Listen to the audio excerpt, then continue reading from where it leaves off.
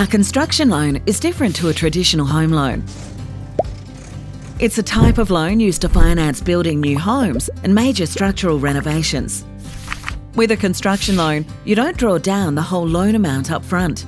Instead, you draw down on the loan in instalments to pay your builder's invoices at the 6 key building stages, being deposit, base, frame, lock-up, fixing and final stage. To pay your builder, you'll need to email us the builder's invoice and authorise us to pay your builder. This is called a progress payment. After your first progress payment is made, your loan repayments will start, and you have 24 months to complete your build.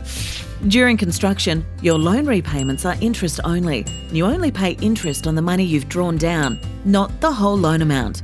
Once construction has ended, your loan switches over to the agreed terms, which commonly involves principal and interest repayments, which will likely be higher than the interest-only repayments made during the build period.